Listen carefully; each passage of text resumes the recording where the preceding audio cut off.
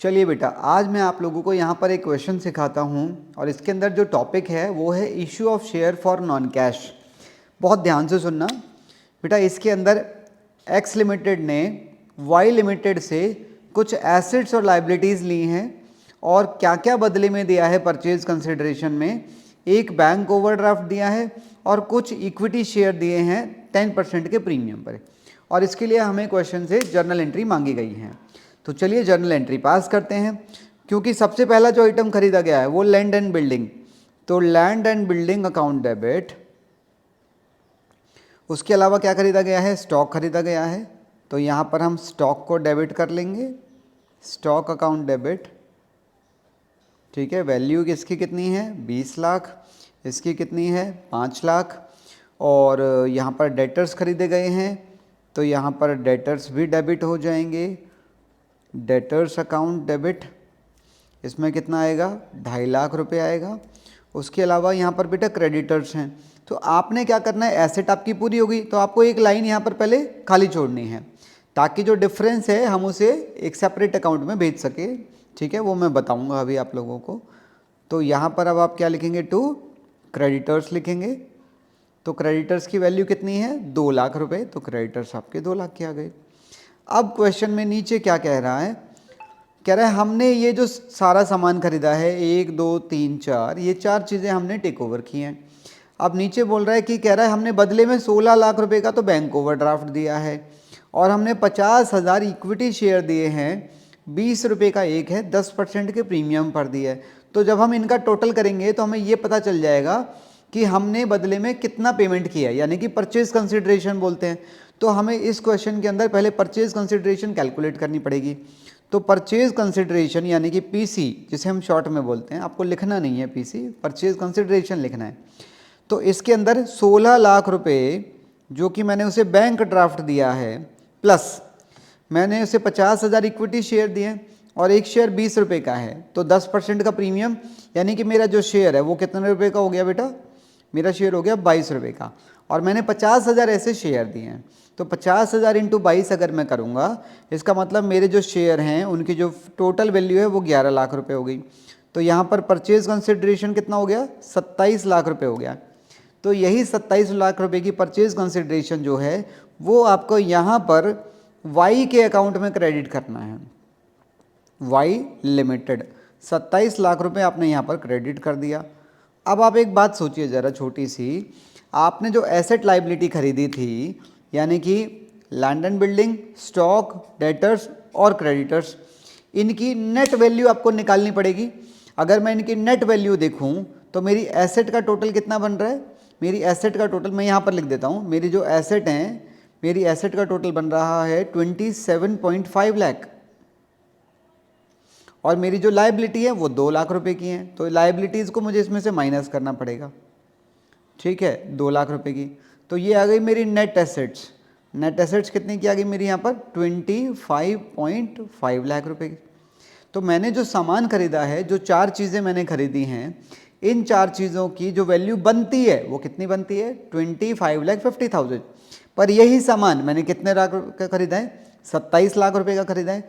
इसका मतलब मैं ये सारा सामान, ये जो बिज़नेस मैंने ओवरटेक किया है, ये मैंने महंगा ओवरटेक किया है।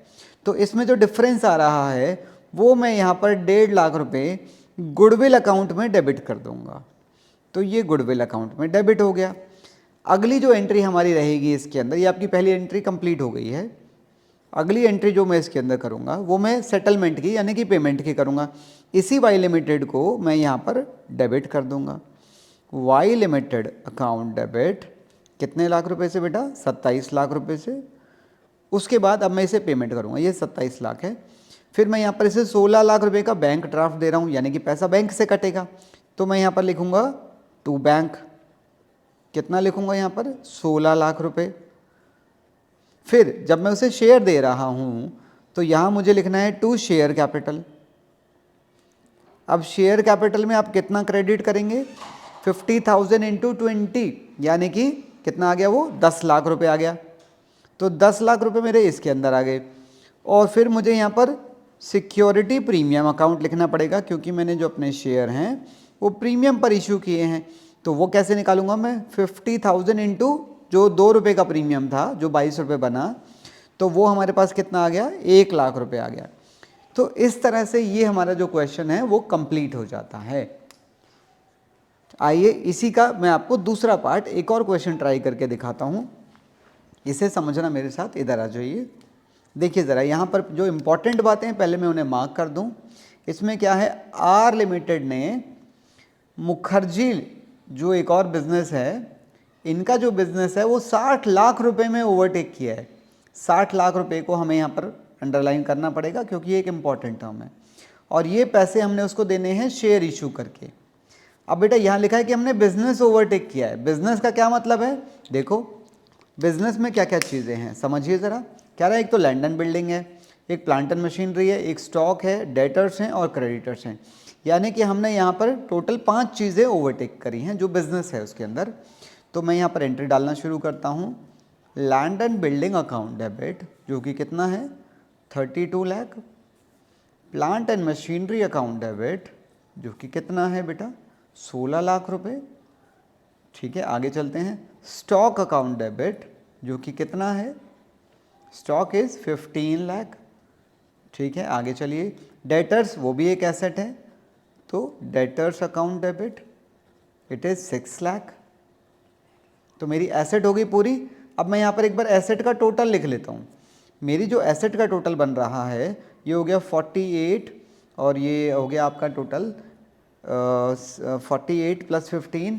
मैं एक बार ज़रा रुकिए, मुझे कैलकुलेटर की ज़रूरत पड़ती है क्योंकि मुझे इसकी आदत हुई पड़ी है काफ़ी टाइम से। तो बेटा मेरी जो एसेट्स है उसका जो टोटल हो गया वो हो गया 69 लाख। अब लाइबिलिटी पे आ जाते हैं। मैंने बोला एक लाइन आपको यहाँ पर छोड़नी है, तो मैं यहाँ पर अपनी लाइबिलिटीज़ को अब क्रेडिट करूँगा जिसके अंदर क्रेडिटर्स हैं, और क्रेडिटर्स के अंदर वैल्यू कितनी है 4 लाख रुपए।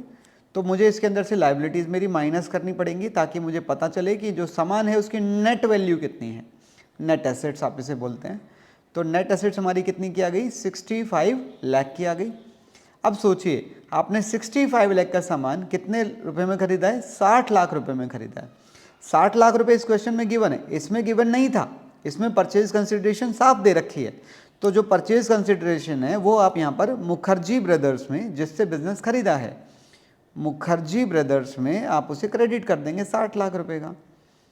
अब आप एक बात सोचिए, आपने 65 लाख रुपीज़ का बिजनेस, परचेज कंसिडरेशन कितनी है 60 लाख रुपए, तो इसका मतलब आपने 5 लाख रुपए आपने यहाँ पर अपने बचाए हैं, वो आपके लिए गेन है। और क्योंकि वो कैपिटल नेचर का गेन है, कैपिटल नेचर का गेन क्यों, क्योंकि वो एसेट और लाइबिलिटीज़ के डिफरेंस की वजह से बना है, और एसेट लाइबिलिटी बैलेंस शीट में होती हैं। तो आप इसे बेटा क्या करेंगे, आप इसे कैपिटल रिजर्व अकाउंट में क्रेडिट करेंगे, कैपिटल रिजर्व अकाउंट में। इसके साथ ब्रैकेट में बैलेंसिंग फिगर लिखना मत भूल जाना। वो कितना आ रहा है 5 लाख रुपए आ रहा है मेरे पास। ठीक है, अब हम अगली एंट्री में इसकी सेटलमेंट करते हैं, किसकी, इनके पैसे की। तो आप यहाँ पर इसी मुखर्जी ब्रदर्स को डेबिट कर लेंगे, कितने से 60 लाख रुपए से। अब हमने जो पैसे देने हैं वो कैसे देने हैं, कह रहा है हमने जो पैसा देना, हमारा 10 रुपये का शेयर है, हमने 40 रुपये के प्रीमियम पे दिया है, 40 रुपये में टोटल दिया है। इसका मतलब इसके अंदर जो प्रीमियम है वो कितना है 30 रुपये का प्रीमियम है। तो मुझे सबसे पहले यहाँ पर नंबर ऑफ शेयर निकालने पड़ेंगे। वो कैसे निकलेगा, अगर मैं 60 लाख रुपए को जो मैंने उसको देने हैं, अगर मैं 60 लाख रुपए को डिवाइड कर दूं मेरे शेयर के इशू प्राइस से 40 रुपये से, तो मुझे मेरे यहाँ पर नंबर ऑफ़ शेयर मिल गए बेटा कितने, 1.5 लाख शेयर मुझे मिल गए। अब यही 1.5 लाख रुपए शेयर मैं इसको पेमेंट में दे रहा हूँ। तो मैं यहाँ पर एंट्री क्या करूँगा, to share capital and to security premium account. चलिए देखते हैं। तो ये इसका अमाउंट कैसे पहुंचेगा, 1.5 लाख इंटू, अगर मैं 10 करूंगा तो 15 लाख रुपए तो बेटा यहाँ पर लिखे जाएंगे। ये छोटी सी कैलकुलेशन है, आप दिखाओगे तो बहुत अच्छा रहेगा आपके लिए। यहाँ पर क्या करूँगा मैं, 1.5 लाख इंटू यहाँ पर 30 रुपये लिखूँगा मैं, तो यहाँ पर कितना लिखा जाएगा 45 लाख। तो ये आपका एक टॉपिक है, issue of share for non cash, और बहुत ही इंपॉर्टेंट टॉपिक है। तो मुझे लगा एक बहुत अच्छा तरीका रहेगा मैं 1-2 क्वेश्चन आप लोगों के लिए ऐसे करके दिखाऊं, तो बस इसलिए मैंने ये वीडियो बना दिया। तो बेटा वीडियो पसंद आए तो लाइक शेयर सब्सक्राइब, ठीक है। अभी बहुत सारे क्वेश्चंस मैं लेके आ रहा हूँ आपके लिए। तो और अगर आपको इस तरह के और क्वेश्चन चाहिए तो आपको सिर्फ कमेंट्स में लिखना है मोर। ठीक है, फिर मिलते हैं।